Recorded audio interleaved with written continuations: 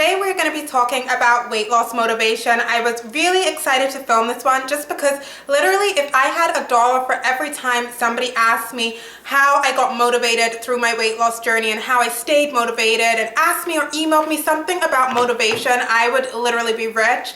Well, not really, but you guys kind of get the point. I get asked all the time about that, even in real life. Although I'm going to give you guys tips and tricks, nothing I say can fully motivate you. You guys have to want to lose the weight for you, not for anyone else, not because you're bullied, not because you think a guy's going to like you better or a girl's going to like you better, not because someone's told you you need to lose weight. It really just has to be for you, and then you will find everything else slots into place really easily. Because for me, the motivation was one of the easiest things in this whole journey of weight loss, because I knew I had just gone too far. I had gotten to the point where I knew I wanted to lose the weight. I knew what I needed to do. It wasn't always the case like that, because I had been told, my parents had told me, okay, you're probably getting a little too big for your frame now.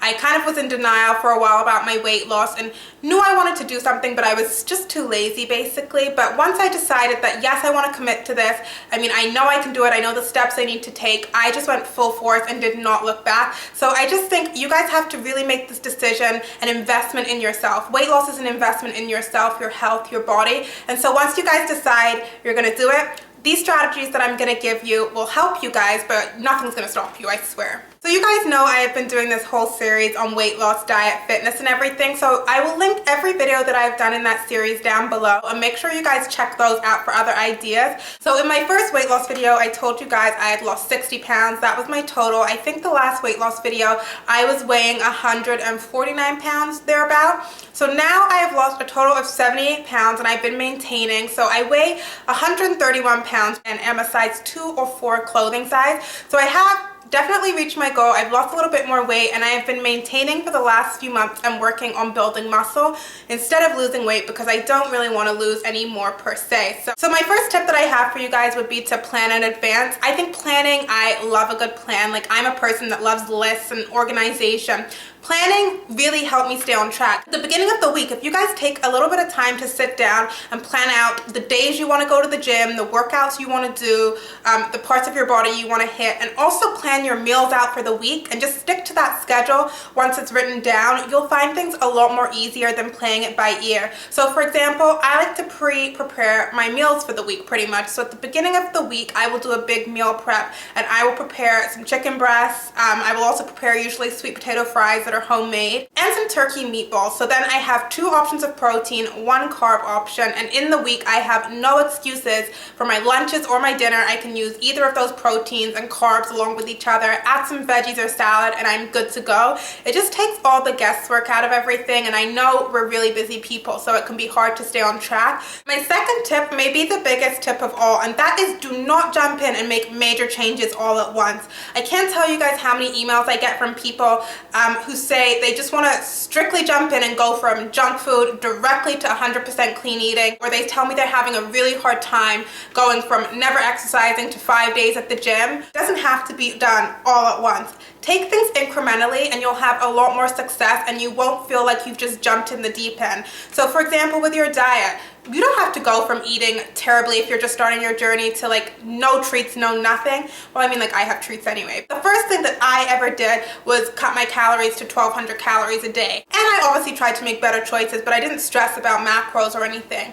Once I got familiar with that and comfortable with that, and I decided, hey, let me learn about macros, I want to tweak things, then I decided to drop my carbs, up my protein. That way also you eliminate cravings. You guys are going to be way more prone to binge if you just go from one extreme to another.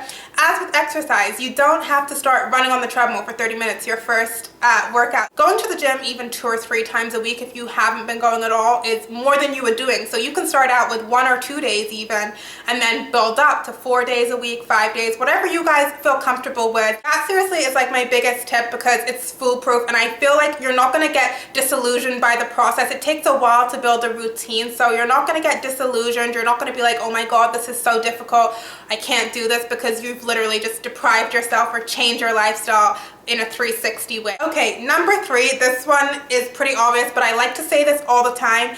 Do not obsess over the scale and weighing yourself. Please don't weigh yourself too much. I hate seeing weight loss videos. One of my biggest pet peeves, or people talking about weight loss when they say weigh yourself every day. don't do that unless you guys really want to be disappointed. For example, yesterday I was at the gym. I got on the scale before my workout. I weighed 129 pounds. I weighed myself after my workout when I drank like a whole 64 ounces of water. I weighed 132 pounds. Like, things like that. Within a matter of an hour, your weight can fluctuate depending on what you eat. You can hold on to water weight. So it's just really counterproductive to keep weighing yourself. Go by what the mirror tells you. Go by how your clothes are fitting. And if you guys really want to do something, take measurements of your body. Those are going to be way more accurate and an accurate benchmark of if you're actually losing weight. Really, you have to just trust in the process. And I know it's super hard to stay motivated if you don't feel like anything's happening.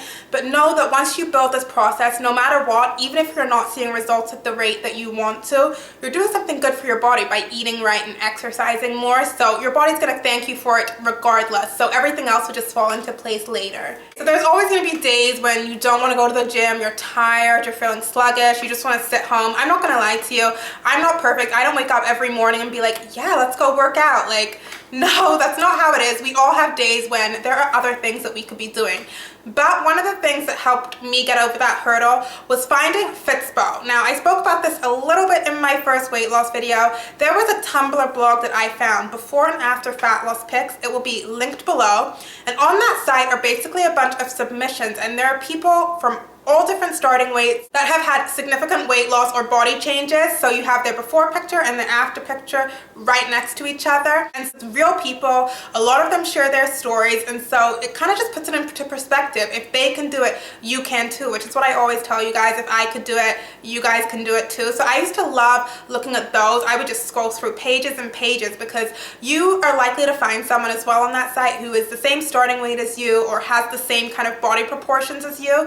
And then you'll see their amazing transformation, and a lot of them are done in like a year or less, and you'll be like, oh my god. So that really used to make me get off my ass and get to the gym ASAP, because sitting on my butt at home is not going to get me my before and afters. I need to get up and do something about it. You can also find like really good Fitspo on Instagram. I follow a lot of fitness accounts. If you guys like looking at inspirational quotes and motivational quotes, you guys can go on Tumblr and Pinterest. There's a ton of Fitspo. Quotes don't really do it for me. I like to look at the before and after pictures a lot, or just food ideas. Another tip, which is huge for me when working out and going to the gym, especially if I feel lazy, is you need to have a good workout playlist. Download some music, get yourself a really good, energetic, pump up workout playlist, especially for cardio. If you guys want to have a productive cardio session, there is nothing better to me than blurring the music on these hard, fast beats that I can run to and just run into the beat of music. I think I mentioned this before to you guys, and some of you guys asked me my favorite songs to work out to. I love to work out to anything Beyonce. We know she's my queen. One of my all-time favorite songs for like the last 5 minutes of my workout when I'm dying, literally, and I want to quit, but I know I should go on, is All of the Lights by Kanye West and Rihanna. That's an old song, but literally it is so motivating. I don't know, something about the trumpets in the background and the beats, it really just pushes me forward, and I get like a new life when I listen to that song. But I will list, maybe for you guys in the bottom bar, my top 10 songs to work out to for my workout playlist. And if you guys like them too, you guys can go ahead. One thing I think is super important in weight loss as general and to stay motivated is to have not only a long-term goal, but short-term goals are actually more important than long-term goals. If I thought in the beginning of my journey, Amy, you want to lose 78 pounds, like that's a really big goal. It's very daunting, and I don't know, I would have got easily discouraged. So I encourage you guys to write down a list of short-term goals. So it could be fit into these pants that I bought last month, lose 2 pounds, lose 5 pounds, go to the gym 4 times this week, go to the gym 3 times, try running on the treadmill, try increasing my speed on the treadmill, try new exercise, up my weights in weightlifting, anything like that. Write them down and stick them up where you will see them. So that can be on your bathroom mirror where you'll always see it, in your closet, write them down and stick them up. Just somewhere where you know every day without fail you have to look and you'll see it. And so you'll always be reminded of your goals. I always used to push myself on the treadmill with upping my speed, and there is no better feeling, I swear to you guys, than when you realize that you can run at a faster speed or you can run for a longer distance without literally dying, which you would have been doing before. It's so rewarding and so exciting. Little goals like that, which are actually attainable in the short term and easy to achieve, really help to spur you on, because you're noticing results. Maybe if it isn't weight loss results, you're noticing fitness results, but you're just noticing some kind of positive change for yourself. Another thing that really motivated me, that I found motivated me, is when I bought new workout clothes.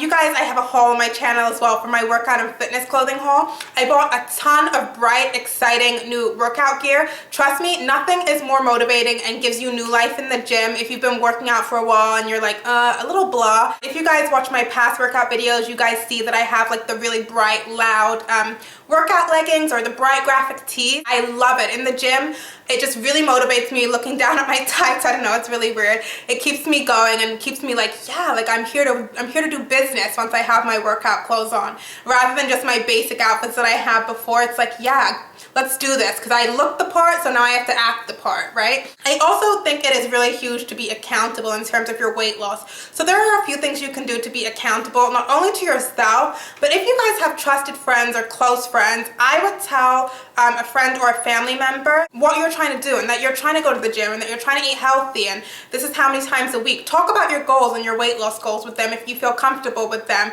and have them kind of check in with you every so often.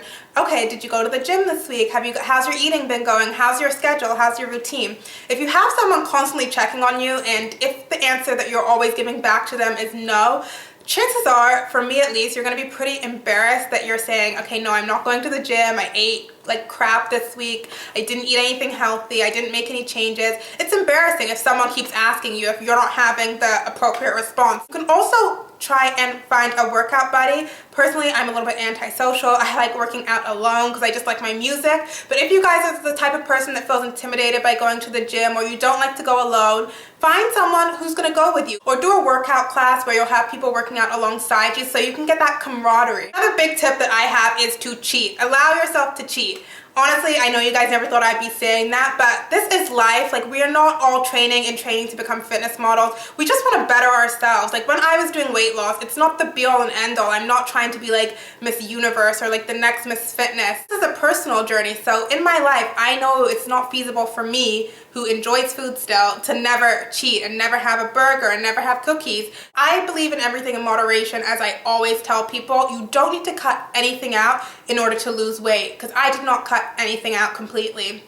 I still eat everything. So allow yourself a cheat meal. Again, I said this in my belly fat video. From experience, I used to be really scared of cheating. I used to feel really guilty when I used to eat something that I knew wasn't weight loss approved, or if I allowed myself to cheat. But then last year, there was a time I was going away on vacation a lot and I was eating Panera Bread for lunch, Chipotle for dinner, fries, burgers, everything bad. Like, I wasn't making good choices at all. That was for an entire week. I did not gain 1 pound. I don't recommend doing a big cheat binge like that. I'm saying like a cheat meal once a week or something, or allowing yourself a little bit here and there. I think once you get into a routine of eating healthy, your body and your metabolism starts to get used to it.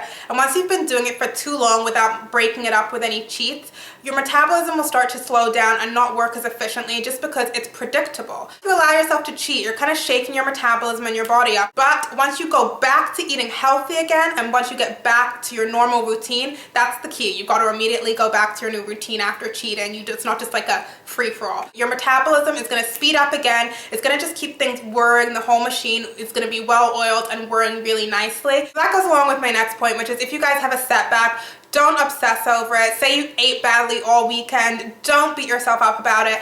I know this, I sound kind of preachy, which is annoying, and it's really easy. I know firsthand that if you eat badly, you're prone to say, oh my God, what did I do? I've messed everything up. Or you guys can get off track and just be like, okay, well, this is a write-off this week. I might as well eat badly. No, don't obsess. Jump straight back on that routine and act as if it never happened.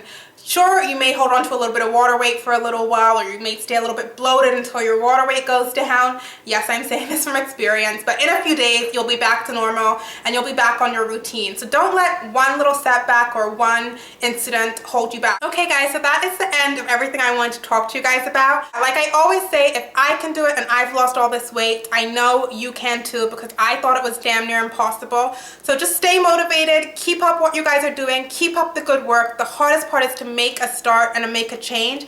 Once you've done that and jumped that hurdle, you're well on your way, and I know you guys are going to reach your goals too in no time. So I will talk to you guys soon.